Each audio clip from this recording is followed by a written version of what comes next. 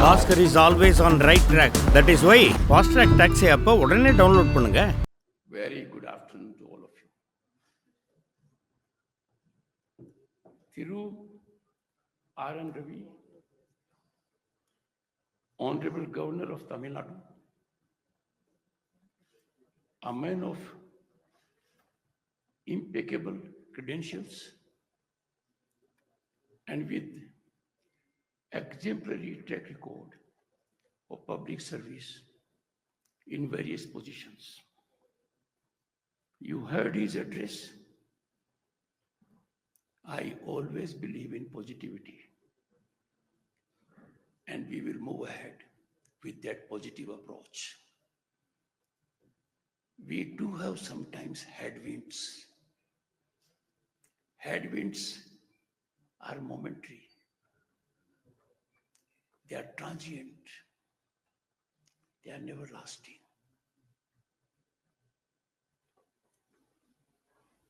Thiru Dr. Pawan Kumar Singh, Director, Indian Institute of Management, Tiruchi. Am I blocking you? Never block an academician. Thiru R. Kirlosh Kumar, Principal Secretary to Governor of Tamil Nadu. Dignitaries, Vice-chancellors, distinguished audience present in the hall and having access to this discourse through live coverage by Sunset TV. So what is being transacted here is not limited to those present here. It will resonate not only to vice-chancellors, but to all who are stakeholders in rise of this nation, in improving academic environment in the country. A while ago, we observed silence. I joined the nation in expressing profound grief and outrage at the heinous terrorist attack in Pahalgam that claimed innocent lives. It is a grim reminder that terrorism is a global menace to be addressed by humanity in unison. Bharat is the world's most peace-loving nation, and our civilizational ethos reflected in Vasudev Kutumbakam is getting global resonance. Our visionary leadership in the shape of a prime minister who is in his third term is our greatest assurance that the nation's rise cannot be handicapped by any situations, internal or external. But we all have to bear in mind that national interest is supreme. This was echoed by none else than Dr. B.R. Ambedkar while imparting his final address to the Constituent Assembly. We therefore have to take a resolve to always keep nation first. National interest cannot be intertwined with partisan interest. It has to be uppermost. This cannot be subservient to any interest, political, personal, or for a group. It was with this spirit we observed silence. Distinguished audience, I owe my present position only to education. was extremely fortunate to get a scholarship and good education. And I therefore realize the importance of education as a great equalizer, one that can cut into inequities, can bring about dignity, can contribute to rise of the nation. And therefore, Honorable Governor, it is an absolute honor and privilege, as also profound responsibility, to share thoughts with those, the Vice-chancellors, the academicians, the administrators in the field of education, who shape those who are destined to shape our nation. That is our youth. Our youth demographic dividend is envy of the world. It is pulsating. It is contributing. That is making a great difference. I must commend Honorable Governor Ravi for his very thoughtful initiative taken by him in 2022 to have Conference of Vice-chancellors. The present one is in one such series, one in the series.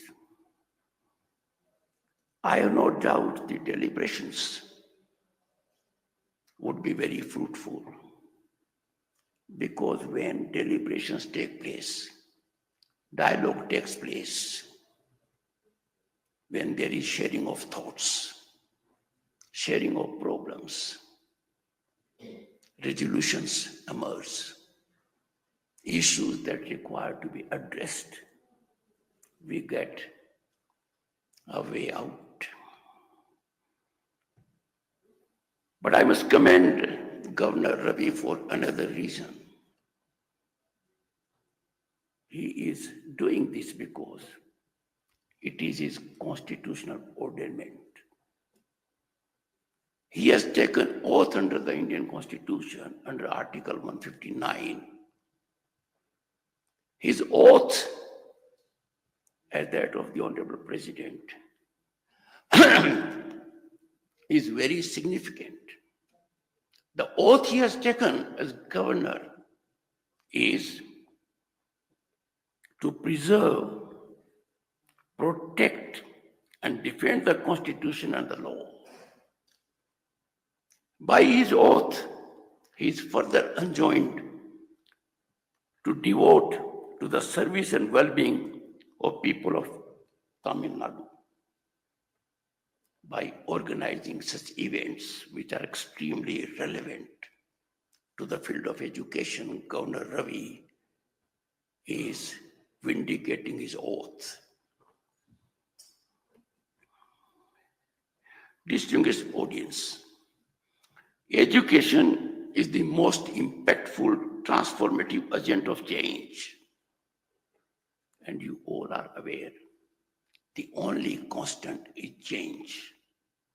And the change must be soothing to society, must be meaningful to society, must give order to the society, respect to every individual. The citizen must pride himself or herself in the system in which he or she lives. We need to nurture our education ecosystem in the backdrop of our historical legacy. Gurukul. The Gurukul concept is sublime. A facet of service to society by Guru. There was free access to those who had earning for knowledge, education. The Guru in Gurukul took everyone under his fold as part of that family. That is our legacy. That calls for revival. No one knows better than the people here and the people listening to me all over the country and some who will come to know of it through print media and social media. I assert accessibility and affordability of education is vital. But what is more significant in a world that is changing very fast, accessibility and affordability has to be of quality education. Fortunately, in our country, this is emerging as it is national priority. Only quality education system for all can be transformative. The people here and the people watching it are the prime motivators. Time for your category distinguished audience to fire on all cylinders to bring it about. Much needed change in education can gain momentum with proactive affirmative stance of vice-chancellors and others who are stakeholders by virtue of being in governance, political executive, or bureaucracy. Such conferences and congregations are crucibles of thought, and the thoughts are nurtured here. Policies are evolved. There is purposeful defining of educational goals. Such congregations, brainstorming sessions catalyze the change we all need. I have no hesitation in indicating to you, this is a contemporaneous imperative need and essential. We need to focus on it as our supreme priority. These are also occasions for collective reflection, self-audit, soothingly auditing each other, trying to monetize each other's experience. Also, occasions for introspection and then reimagination. To lay a blueprint for future, give direction to education in Bharat that is emerging as a world power. Never have we seen might of Indian Prime Minister being so accoladed, acclaimed by world leaders and countries. Political sagacity within the country and outside has given Indians, Bharatiya, a new respect. We are a nation to reckon with because Bharat stands for peace and welfare of all, growth for all. Such interactions also help us to be in sync with emerging global trends. We can't be an island in ourselves. We have to see what is happening in other parts of the world. And we have also to take notice of global trends and needs. We have to define our trajectory of growth as also of the world which we did centuries ago. I am particularly elated that Tamil Nadu is taking lead in this matter. Tamil Nadu is a land of vibrant learning centers. those learning centers must be our North Star now. Tamil Nadu has been home to such widely accoladed learning centers like Kanchipuram and Aniyaram. Aniyaram attracted thousands of students from all over Bharat. I see in these conferences emergence of crucibles of ideation that will rekindle the spirit of Kanchipuram and bring back glory of Aniyaram. We must take pride that it was in Tamil Nadu, Madras University established in 1857. Modern education was exemplified in this land.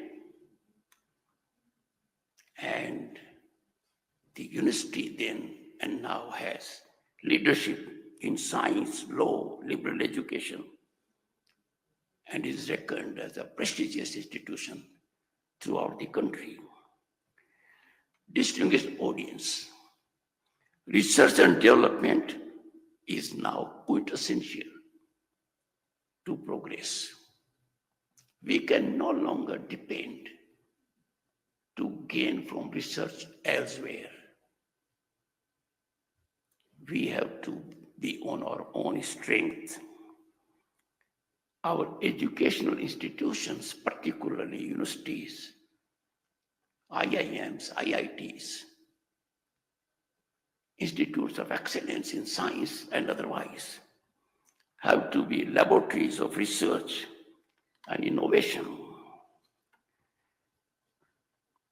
Our institutions must transform themselves from credential outfits into crucibles of innovation and character. We cannot reduce our institutions just to hand out degrees. A degree from a university must be a potent power in the hand of the degree holder that can help him or her fully exploit his or her potential, realize what is talent and ambitions. I must express my one concern to this very distinguished audience. Research must correlate to much needed solutions. Research must be authentic, not surface scratching or assimilation. You understand much better than I do. Research for the sake of research is no research. A research paper must magnetically attract others as a solution provider. Research must be beyond self.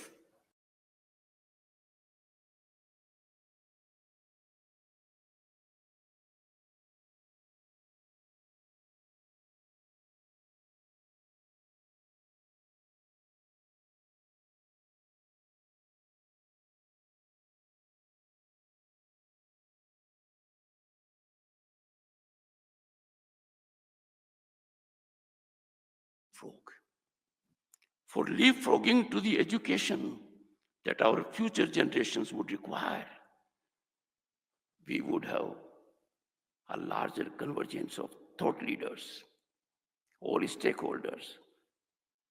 This conference is a step in the right direction.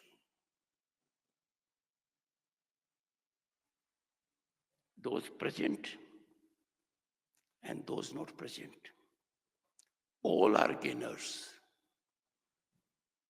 Compulsive system sometimes comes in the way, but as I indicated, it is momentary. I cannot visualize anyone in the country whose heart does not pulsate for national growth.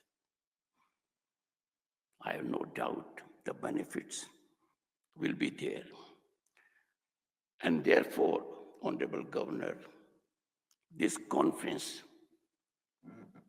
the series you started in 2022, is a well-taken step in the right direction. A sense of gratitude to Honorable Governor's farsightedness. At the heart of India's great institutions in the past, we had visionary leaders, what we call modern vice-chancellors. The vice-chancellors of today are enormously talented. Mark my words. They are no less visionaries. They are giving everything which they can. They might face uphill task, difficult terrain, or air pockets. But I believe in their power to transform. They are worthy academicians who have capacity to bring about results. They represent and epitomize the Kulpatis we had once. I urge everyone in governance at the center and at the state to believe in the institution of Vice-Chancellor and ensure they have play in the joints and can perform undeterred by ordinary situations. Today, not only Bharat, but the entire world is faced with formidable challenges, rapid technological disruption. It is far more severe than industrial revolutions we had. A paradigm shift is taking place every moment. It is difficult to keep pace. The global order on this count is becoming increasingly complex. Every facet of life is being affected. And it is therefore in the lap of universities, ably led on front foot by vice-chancellors, to act as the stewards of India's academic landscape. More the challenges, more the formidability of challenges, we must rise as impregnable, not only to overcome them, but to deliver results for the nation and the world. One challenge which the vice-chancellors must be facing is faculty. Faculty availability, faculty retention, and sometimes faculty attrition. I would appeal to all of you to engage in sharing with one another. Use technology. Don't be an island in yourselves. It is not a time to be standalone, because this challenge has to be fixed. We have no time.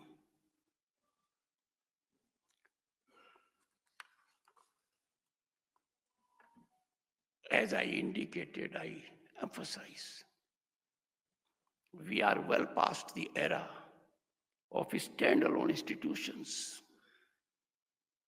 It can't be I'm IIT, I'm IIM, no. Standalone era for institutions is already behind us. There is now need of convergence for various verticals to give institutions cutting edge. Multidisciplinary approach across academic pursuits is the only answer. Share your faculty talent virtually, technologically, and otherwise also. That will have twofold purpose.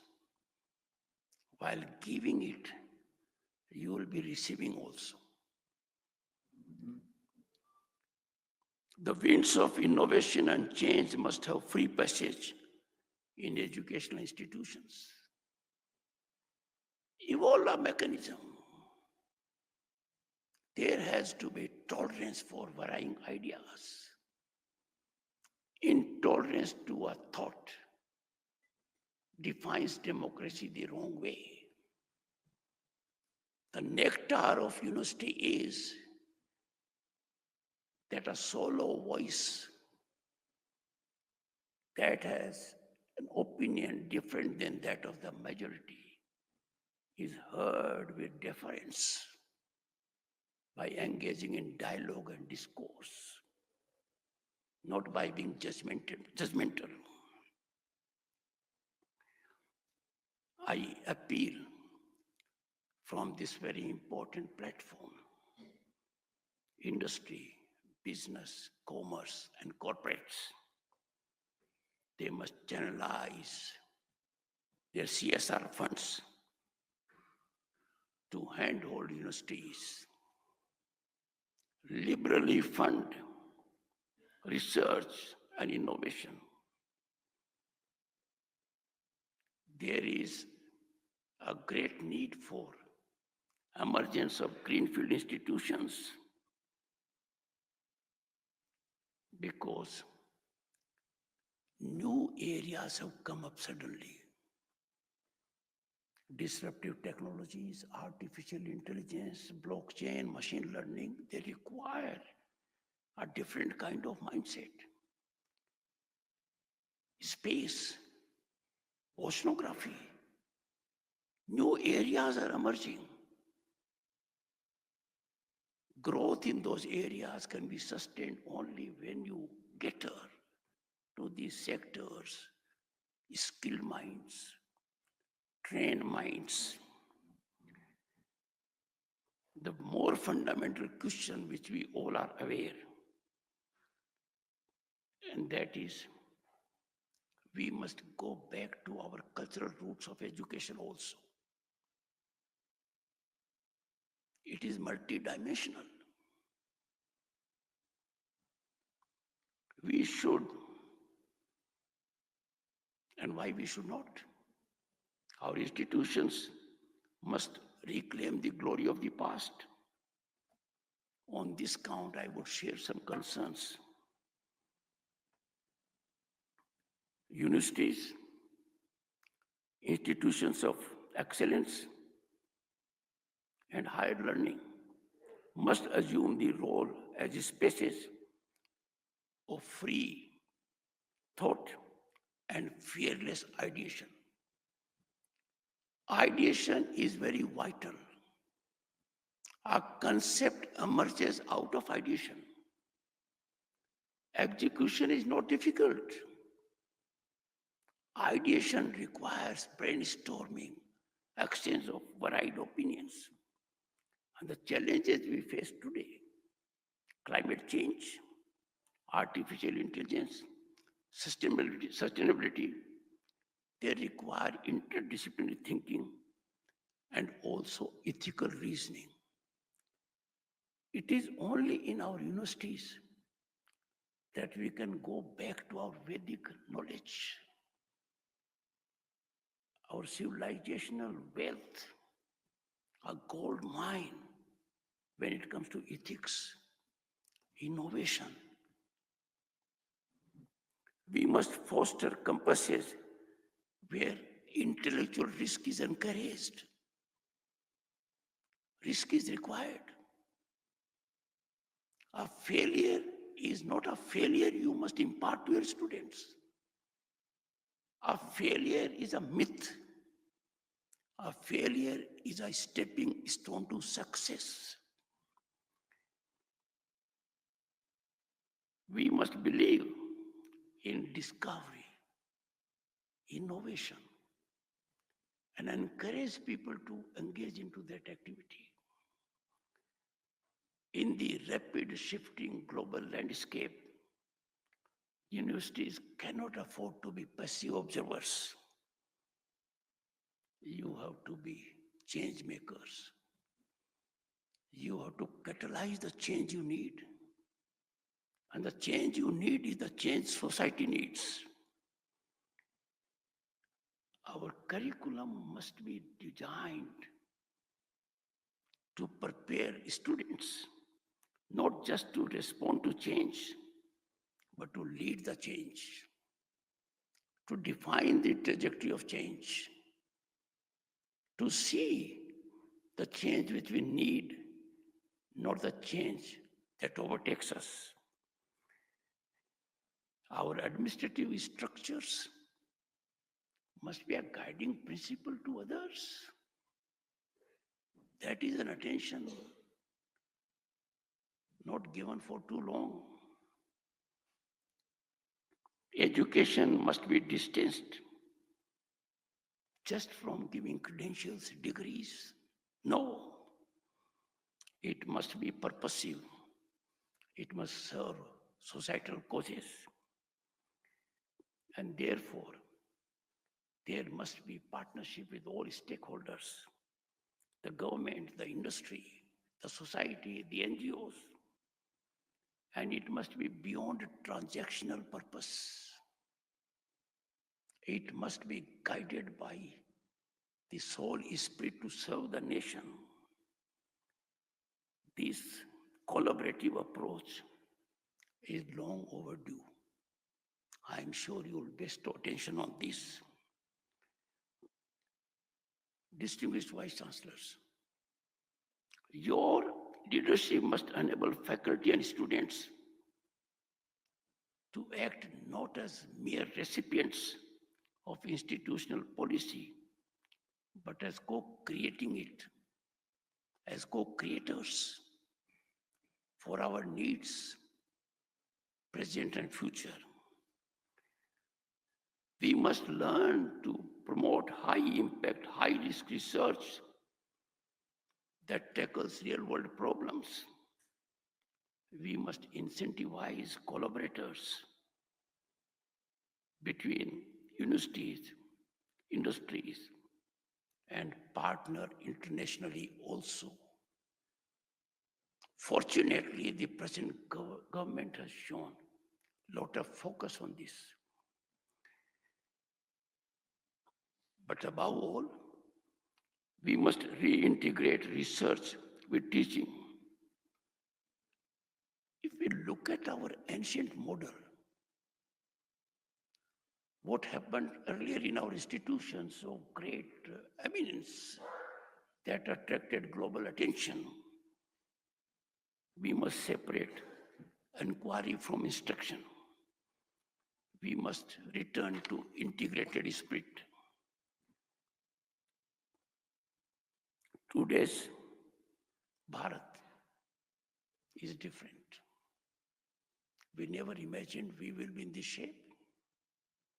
Exponential economic upsurge, infrastructural phenomenal growth, technological penetration, global reputation, system of hope and possibility.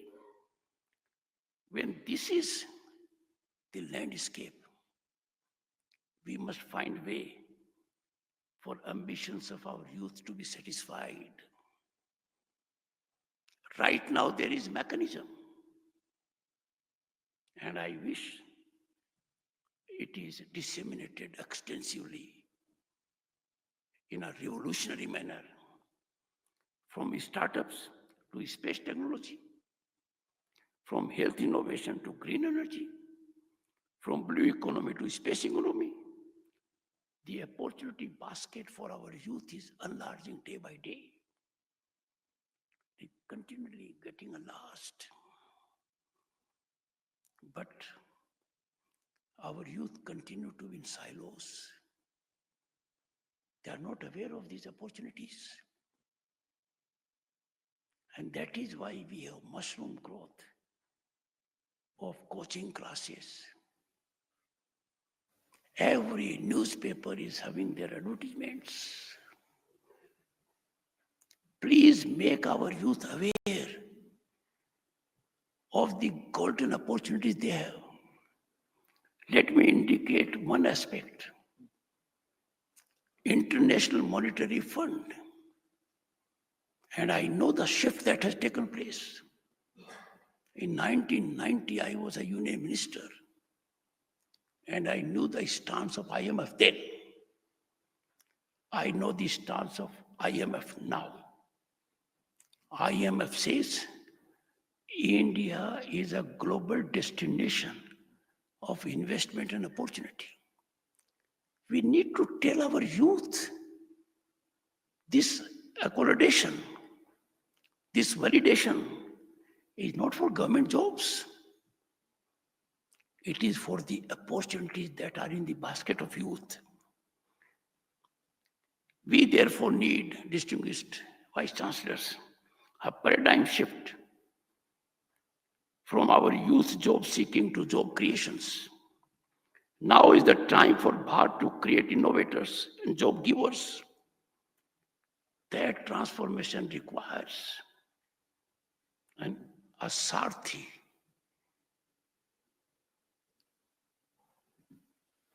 Lord Krishna was Sarthi in Mahabharata. Our vice-chancellors are Sarthis. They have to bring about, by neat navigation, into the mindset of our youth that avail the opportunities, benefit from the ecosystem of hope and possibility.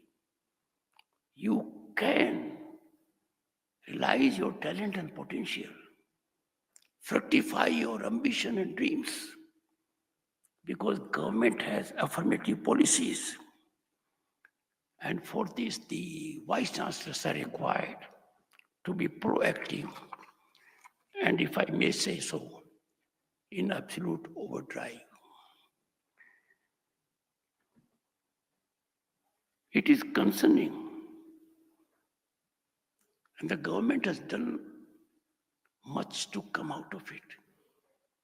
The mindset continues to be influenced by colonial remnants. We must get out of it. Western narratives, distorted narratives, underplaying our achievements, diluting our achievements. We must neutralize them. Our universities must become guardians of our cultural pride. They must reflect our civilizational confidence. Imagine which country in the world can boast of such uniqueness, civilizational wealth. And India reminds the world every moment what is peace, what is inclusivity. India is a symbol of inclusivity that globally must be emulated. We must therefore create dedicated centers for our impressionable minds, for rigorous study of India's scientific, philosophical, and artistic contributions. For that decolonization drive to fructify, all those who are here and listening to this would need to lead. We cannot be in captivity of calibration from outside. We do not know how they calibrate, what agenda they have in calibration. They turn quite often Nelson's eye to the impeccable, sustainable growth trajectory of this country, which continually is getting on a high gradient.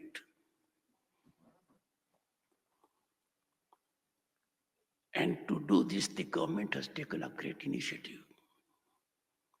After 3 decades, taking into consideration inputs from the widest spectrum of stakeholders, there was evolution of national education policy. This this policy aligns with our civilizational ethos. It encourages multidisciplinary learning. It gives primacy to Indian languages. It envisions education as development of the person, not just employability. The most significant aspect of national education policy is that it allows students to learn in their mother tongue. It has got us out of colonial regime. Even medicine, engineering in local languages could not be entertained at one point of time, even in our dreams. It is getting shape on the ground. Let me give you a simple illustration. Neither Bodhayan nor Pythagoras were thinking in English. Neither of them thought English. They thought in their own language. Yet they both arrived at this wonderful theorem in their own mother tongue. They must have dreamed of it in their own language. And we still continue to cling to this, contrary to our constitutional spirit. I don't want to go much into that. You can study. I have no doubt, and the Governor State of West Bengal, I was closely associated with the evolution of national education policy. It is game-changing. It is transformative. It is soothing to the students, hand-holding them, giving them latitude. But my problem is that those in academic institutions are not fully aware of this policy. I beseech you all and the faculty and directors wherever they are to please do a thorough study of national education policy to realize its real intent and purpose so that we reap the harvest of it. From this platform, I wish to indicate national education policy is not government policy. It is a policy for the nation. And therefore, I appeal, it is time for us all to adopt it, understand it, execute it, and to reap the fruits. I need to indicate one more aspect. Our languages, their richness and depth are our pride and legacy. This aspect amplifies the fullness and uniqueness of Bharat. Go to any country, you will not find what we have here. Our treasure is unfathomable. Sanskrit, Tamil, Telugu, Kannada, Hindi, Bangla, and other languages are gold mine of literature and knowledge. These have national and global footprints. Educational institutions have to nurture with deep focus this treasure. And let me tell you what a pride for Tamil Nadu and the entire country. The Tamil has the distinction of being the first language to be accorded the prestige of being classical language. This well-deserved recognition was imparted in 2004, which means things started changing in regimes. Today, there are 11 languages that are classical languages. And classical languages are those that have rich culture, knowledge, literature, depth. Let me just indicate the 11 languages because I had the occasion as Chairman Rajya Sabha to declare to Rajya Sabha that Marathi, Pali, Prakrit, Assamese and Bengali were recently given the status of classical languages. But earlier we had, as I said, Tamil, Sanskrit, Kannada, Telugu, Malayalam, Odia. Go all over the world. We are matchless. We have to realize our power, our potential. We should not be carried away by insignificant aspects. I don't want to dilate much because for me this is pure education aspect. Those present to me are as important those who are spread all over the country and getting to know about it by live broadcast of Sunset TV. But we have realized that if our students study in their own language, the mother tongue, the results are not arithmetic, they are geometrical. They blossom. And therefore, this focus has come from the government, must be disseminated. There is one more aspect where institutions need greater attention. Alumni engagement, alumni associations. I don't find them to be very active. On a number of platforms, I have addressed this issue. If you look at the global scenario, alumni associations sustain the reputation of their alma mater. Alumni associations create a corpus which is in billions. One such institution has a corpus of more than 50 billion US dollars. Let us make a beginning. Let us generate spirit in every student who has been associated with the institution. Make fiscal contribution. Quantum thereof is not important. It generates a different kind of connect. Because you become stakeholders in your alma mater growth. And the structured, robust alumni engagement frameworks across universities can be game changer. Just imagine if we had confederation of alumni associations of IITs or IIMs or AIMS or universities. We will have such a think tank. We will have human resource reservoir that can help evolve policies. Why should we deprive ourselves of this? Take initiative. I'm sure all of you will start working on university, corpus culture, and alumni associations. When you have alumni associations and federation thereof, you automatically connect nationally and globally. Our inclusivity is reflected. I have taken enough time, but I would conclude. Respected Vice-chancellors, we stand at a momentous crossroad. Behind us lies a legacy of greatness and interruption.